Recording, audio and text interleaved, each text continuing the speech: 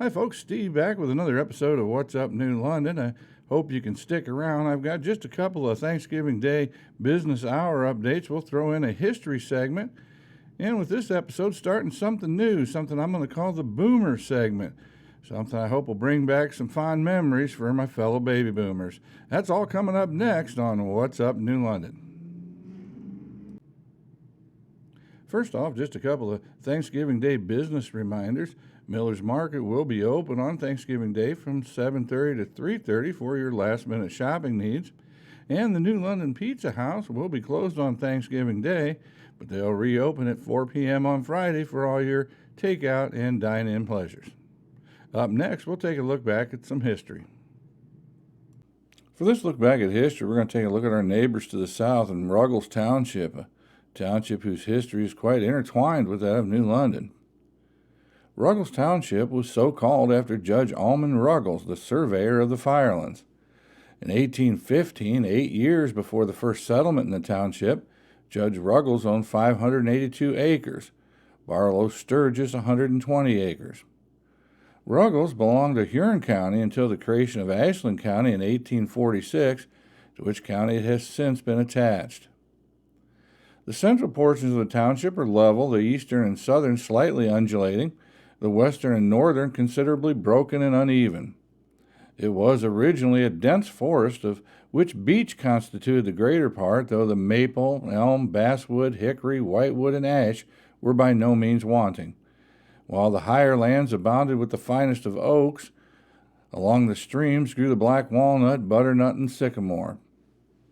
Township's well drained by the Vermilion River and its tributaries, its principal tributary being Buck Creek. In 1823, Mr. Daniel Beach and Bradford Sturtevant came to Ruggles with a view of purchasing lands, and in June of that year bought Monsignors Jessup and Wakeman of Connecticut 640 acres. Pioneer settler Daniel Beach accomplished much towards the rapid settling of the township.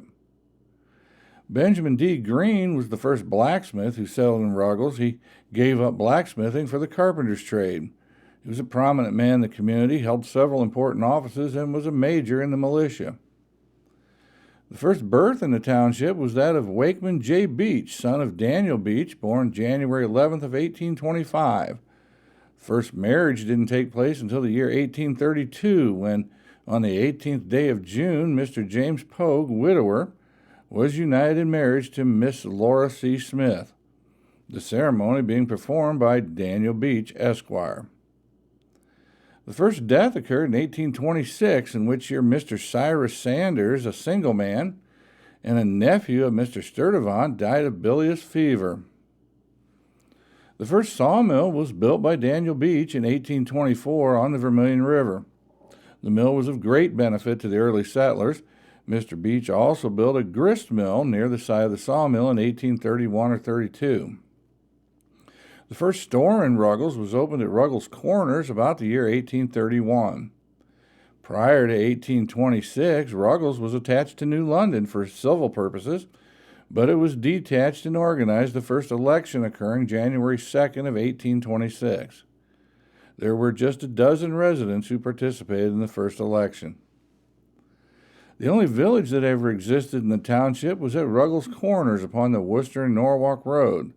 There were several mercantile and mechanical concerns at this point, as well as a tavern and quite a cluster of dwelling houses.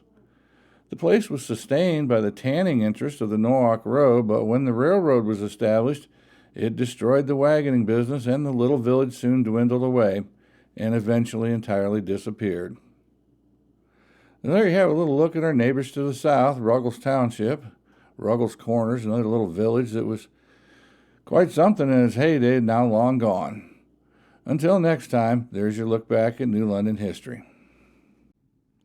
And up next, the premiere edition of the Boomer segment, something that I hope will bring back fond childhood memories for my fellow baby boomers as we look back into some of the iconic things of the 1960s. This is the first of what I hope will be a reoccurring segment. I'm going to call it the Boomer segment. I hope you enjoy it and it brings back some fond childhood memories for my fellow baby boomers. For this episode, we remember a TV show that premiered 64 years ago. originally airing from November 19, 1959 to June 27, 1964 on the ABC and NBC television networks. Produced by J. Ward Productions, the series is structured as a variety show, with the main feature being the serialized adventures of the two title characters, an anthropomorphic moose and a flying squirrel. The main adversaries in most of their adventures are the Russian-like spies Boris Badenov and Natasha Fatale. Supporting segments include the Canadian Mountie Dudley Do-Right, a parody of old-time melodramas, Peabody's Improbable History, a dog and his pet boy, Sherman, traveling through time, and Fractured Fairy Tales, classic fairy tales retold in comic fashion. Known for quality writing and wry humor, mixing puns, cultural and topical satire, and self-referential humor, it appealed to adults as well as children. The art had a choppy, unpolished look, and the animation was extremely limited, even by television animation standards at the time. Yet, the series has long been held in high esteem by those who have seen it. Some critics describe the series as a well-written radio program with pictures. The show was shuffled around several times, airing in afternoon, primetime, and Saturday morning time slots, and was influential to other animated series from The Simpsons to Rocko's Modern Life. Segments from the series were later recycled in The Hoppity Hooper Show.